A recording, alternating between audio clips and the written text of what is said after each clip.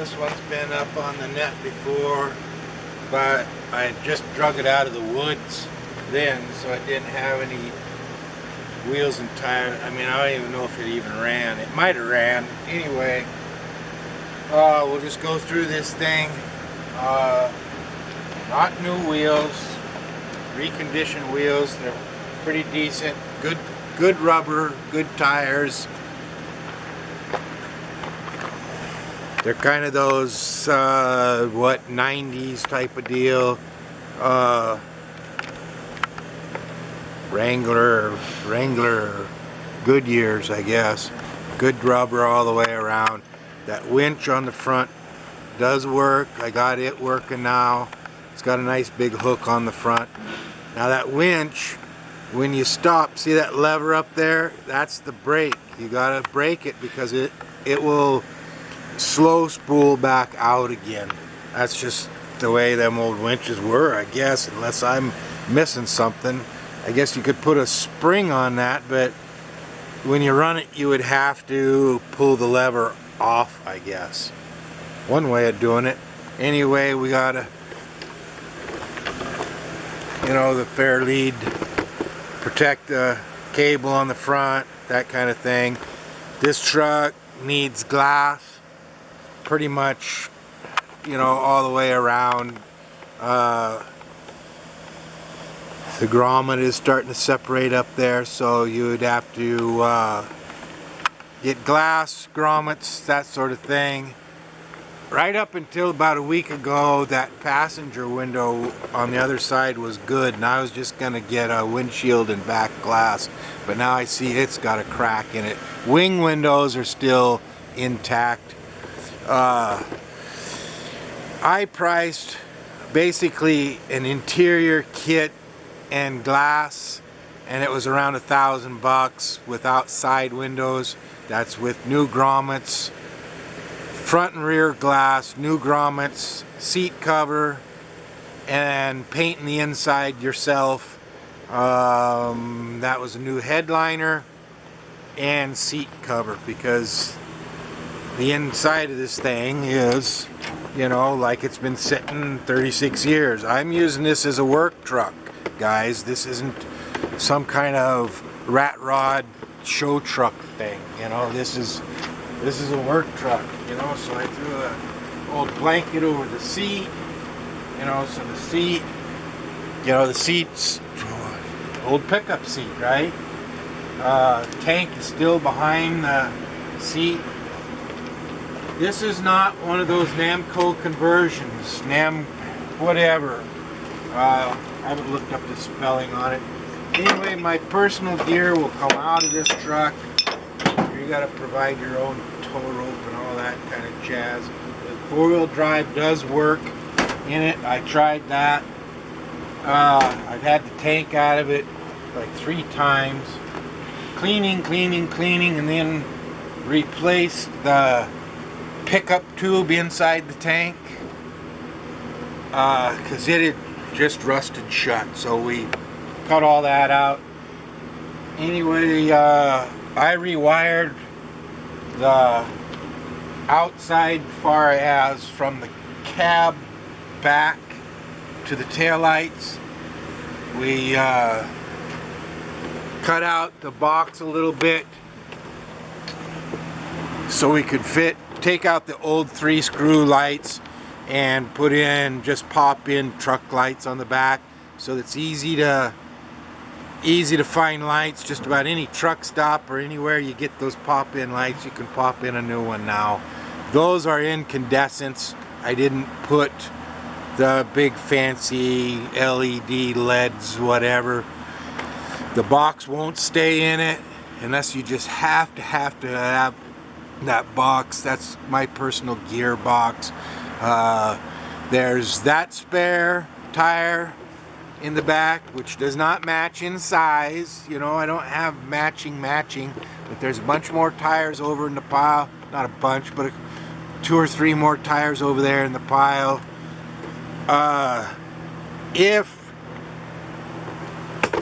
you don't beat me up so much on the price, there's a Ford 9-inch housing and everything underneath that pile of scrap metal right there, intact.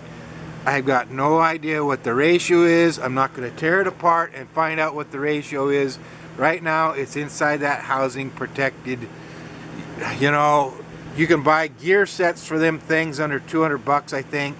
For like 300 bucks, 350 bucks, you can buy a gear set and bearings and change it to whatever you want. But I think that housing's probably a little heavier duty than the one that's in the truck right now. But it's for a car. It came out of a car, so you're gonna have to change all the mounts and stuff. But there you go. You know, it's more than likely got bigger brakes on it. This is titled as a 58. It's not an AAMCO conversion. If it was an AAMCO conversion, you know, it'd be a lots of money because there's not very many of those around. This was what this was. We had a couple of lumber companies around this area back in the day, you know, 40s, 50s, 60s, stuff like that. And what this was, Pack River, I believe, I'm just guessing here from what I was told by the old boy I got it from. I think it was Pack River and the lumber mill down here had 2 saw crews, and each one of the crews wrecked a truck. And so the mechanics got together and said, hey, we got these good parts, and the other crew said, well, I think we've got enough parts to fill in the gaps. And so the mechanic crews got together and put a truck together out of that. But you know, you walk around the thing and look at it, and it looks like everything's intact where it was come from the factory, other than Ford, corporate Ford did not build a corporate 4-wheel drive in 58. 59, from the way I understand it and from what the internet says, was the first year of the corporate Ford built 4-wheel drive. Up until then, NAAMCO, whatever company it was, built the 4-wheel drive units and put them underneath these trucks for them guys. My dad had the Chevy version of it, the 2nd gen Chevy NAAMCO conversion. I'm probably not saying that right, and everybody will probably roast me. Anyway, that's not what this is. This is something that some mechanics got together back in the 60s and put this thing together, and it's been running ever since like that. It's got the 292 V8 in it. It sat out in the weeds and underneath the pine trees for 36 years outside of town at a friend's house. And when he moved away, elderly gentleman, he said, that's the only thing I can't take with me is that truck. And I said, well, what do you want for it? And we made a deal, brought it home, and this is the result of like 2 years off and on of tinkering with this old truck. This thing, I'll have to go find you the keys. I don't have the keys in my pocket. I'll go get them and we'll start it up and run it, and you guys can see what you think, see if it's worth it. You know, like I said, needs back glass to do the, from what I figured, to do a basic interior and glass in this thing would be between $1,000 and $1,200 and that's if you did the work yourself and you did the paint yourself on the inside and recovered the seat yourself. I've watched some videos on doing seats, and it don't look like it's that bad to do seats.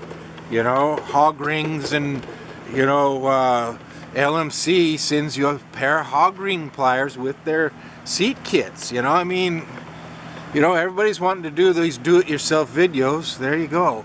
You know, the box isn't, you know, totaled or anything. It's a little wavy in the bottom, you know, but it's not beat to death. You know, got a little angle iron to stiffen up the tailgate, but the tailgate chains and hooks are there. And of course, like almost every one of them I've ever been around, the freaking chains are different length. You know, I mean, that's just the way it is. So you got to learn how to do that or change the length of the chains. Boy, that bumper is a beauty though, ain't it? I mean, if somebody runs into the back of that, they're gonna wish they didn't, especially with the plastic cars you got nowadays. This is not a plastic car, guys. And when I redid the wiring on the back here, I've got all the turn signals working, the brake lights work, tail lights work, all of that stuff. And here is something that'll just blow your mind. This turn signal switch inside there, I was prepared to try to find a new one. Doesn't need it. The thing self-cancels when you go around the corner and you start to straighten out. It cancels the turn signals just like it's supposed to, just like a brand new car. You turn them on, it shuts it off. Pretty crazy. The speedometer does not work. You know, the cable has been hacked off underneath there. I haven't gotten around to it. The gas gauge does work. There's an oil pressure gauge down there. Pretty hard to see the numbers, but if you see the needle up in the middle, yeah, that's probably good enough. The ignition switch I replaced, so that's a new ignition switch. It's a little bit sticky. Sometimes you got to make sure it clicks all the way back, you know. Brand new ignition switch. Why do you got to fiddle with it, right? Anyways, there's a bunch more keys for that. The heater, it's got a pretty good heater in it, you know. There's no AC, guys. It's a 58, 59, 60 Johnny Cash truck. Anyways, the brakes work about as good as the brakes did in those days. It's got a hydraulic clutch in it, and I rebuilt the let's see, I think I kitted the master cylinder and put a new slave cylinder on it. I believe that's how that went. Anyways, that seems to work pretty good now. The front drive line's a little floppy on the thing, but the four-wheel drive does work. It's got the camera mount thing on the dash. I was messing around doing some videos and stuff out driving it. I'll try to find one of those and post it, you know, but anyway, I'm gonna take the camera mount out, guys, you know. Anyways, needs a headliner. There is one in it, if you want to call it that. And there's pieces of the dome light in there still.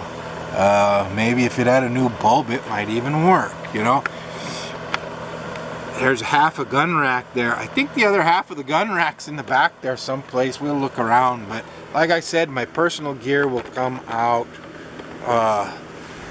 Let's take a look at this engine, right?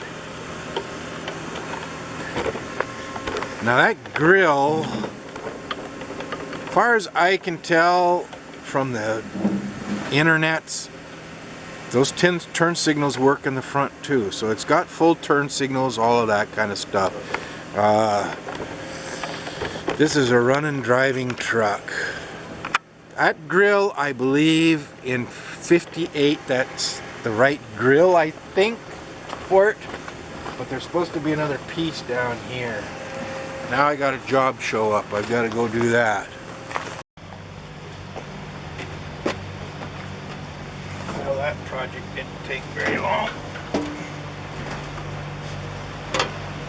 This wood you need to fool around with a little bit more. Anyway, I changed all the oil and filter and everything in this a couple of times to kind of clean it out. Air filter, made sure the coolant was okay. You know, all the stuff that you do when something sat a long time like that. Yesterday we had the valve covers off of it, adjusted all the valves up, 10 exhaust, 8 intakes like they're supposed to be, new valve cover gaskets and grommets. I rebuilt the carburetor, got it finally tuned in, and as you can see on the See if I can zoom in on that. The fuel filters now are running clean. I drive this truck almost every day, and not very far around town, errands, stuff like that, you know, but it's starting to really run pretty nice. We put new spark plugs in it, points, cap, rotor, stuff like that. What else up here? The winch, you have to run it. You have to, let's see, where's it at? You have to hook this cable up to the positive lead on the battery to run the winch. Personally, I would put one of those jumper cable big clamps on this, and that way if something goes wrong, you can just dump the clamp off of it. You know, old winches are old winches, man. If something hangs up inside of it and doesn't shut off, you want to be able to shut it off. Let me detach here and show you something else. The old generator system did not work anymore. I tried putting this new regulator on. That wasn't the problem. I took the generator off and it was cooked inside. Generators this old are a little bit hard to come by. You can find them, but they're expensive. So I put a late model GM alternator on this thing. It's 105 amp, and I knew how to do the wiring on it so it would charge properly, and it does. I mean, it charges to beat the band, and we got a nice big battery in it. I don't want to let that battery go, but that's part of the deal, right? So anyway, great charging system, 12 volt, great battery, starts all the time. Other than that, all the lights work, high beams, low beams, tail lights, turn signals, brake lights, all that jazz. Four-wheel drive works. I mean, no, it's not pretty. It's not a rat rod, but I guess it could be, you know. Like I said, that window's got a crack in it up here now. Hard, right there. You got self-adjusting mirrors. As you go faster, they, you know, the air resistance cuts down. You know, it's just a lot of little piddly stuff, but there's not on this engine. As you can see, there's not a bunch of oil everywhere. It's not an oil slick, you know. If I keep it around much longer, and you can see the filter down there before the fuel pump isn't too bad, you know. I put a new fuel pump on it, a few new fuel lines here and there, but it had some steel line. The tank line to the main line wasn't any good anymore. It's one of them rubber ones. Anyways, like I said, I had I kitted this master, and then I believe I put a new slave on down below. I think that's the way it went, but at any rate, you know, it's a nice old truck, you know, drive it around wherever you want to go. And I mean, it's not something you put out on the interstate and do 80 miles an hour all day with, right? Let's fire you up here so you can. How I had this running yesterday. Went across town, did some stuff, ran it up on the hill, that kind of stuff. So it has been started yesterday, but not today. It's about 65, 70 degrees out.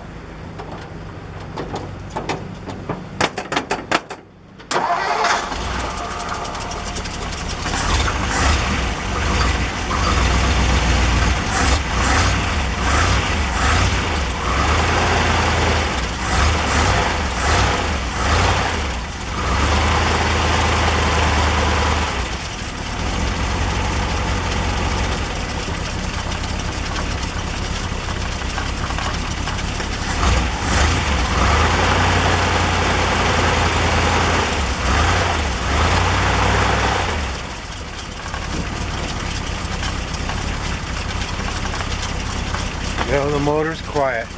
It runs nice, you know. Right now, sitting there idling, it runs about 40-45 pounds oil pressure. When you rev it up, it runs over 50. That's cold. So after it warms up, it's like 25-30 on idle. And then it goes up to like 35-40 when you're running down the road. I run it out to the refuse site out here almost weekly, and it'll run along 55-60, you know. I mean, it's an old Y block, 292, you know, so you don't want to run it a million miles an hour, but really, I don't want to see the truck go away, but you know, I've taken it as far as I want to take it, and it runs good, you know. You know, I've got another project coming. Fan belt needs a little tightening.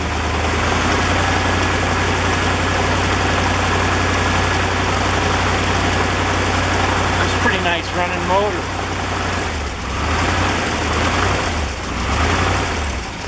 They sell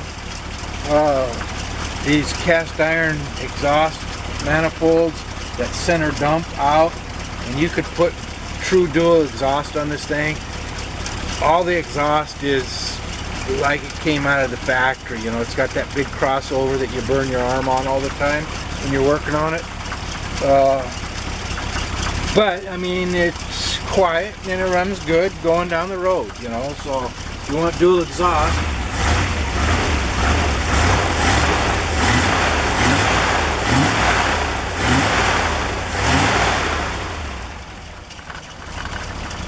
you know, pretty nice running old engine.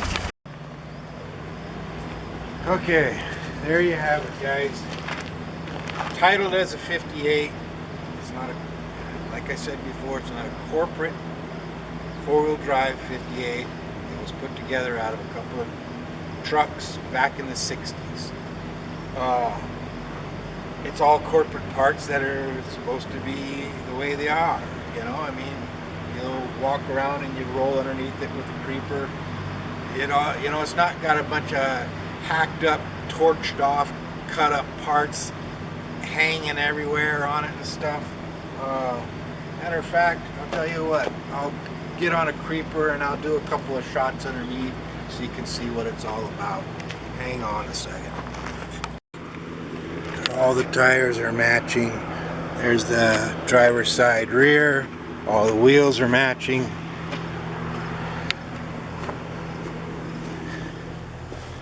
You know, pretty nice rubber on it.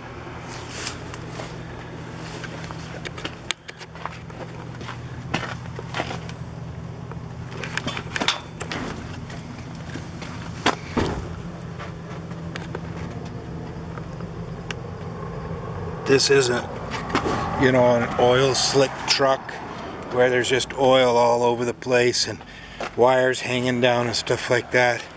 You know, it's a pretty decent old truck. You know, probably use some shocks, stuff like that, you know. It's not an $80,000 truck, so you're gonna have to tinker on it. If you don't want to tinker on it, click on the next freaking ad. 4-speed transmission. This is what I found on it, was these splines right here are loose. If you take that into a driveline shop, they can cut this end off right here, put a new spline on it, put a new yoke with it, new U-joint, and you got this fixed. Probably, I don't know, a couple $100, I suppose. I don't know. I do my own driveline, so it's a divorced, what they call a divorced transfer case, you know. But the bottom of the cab is not all rusted out and destroyed. That's all just surface rust up there. Got a little teeny spot right there, I guess. There's a little teeny spot back there on the back of the cab. This is the fuel filter. right out of the fuel tank. I got 3 fuel filters on this thing to make sure we preserve the carburetor. But I've been running it for like 6-7 months now, and that's what the fuel filters look like. So it's doing pretty good. It's staying pretty clean, so I don't think you have to screw with that. Little moisture on the back of that wheel hub, but it doesn't look like there's anything fresh. Looks like a little bit of moisture back there on the rear end. It's not coming from the pinion, so looks like maybe the gasket around that third member to the housing. Like I said, if you don't beat me up on the price, maybe you want to pay what I'm asking. If you want to pay what I'm asking, I'll throw in that other rear end for you. Get it loaded. You know, this isn't a bad old truck. There's another little rust spot over there. You know, the muffler is sort of kind of hanging on there. You know, got a little farmer wire there. Okay, underneath the passenger side, we're a little banged up here, but you know, cab, frame, whatever. You know, it's not a show truck. Boy, that's a nice muffler hanger right there.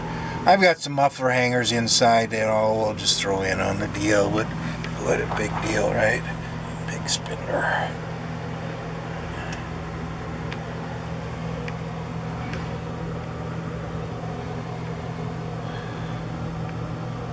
Not too bad an old truck. Okay, guys, there it is. You decide.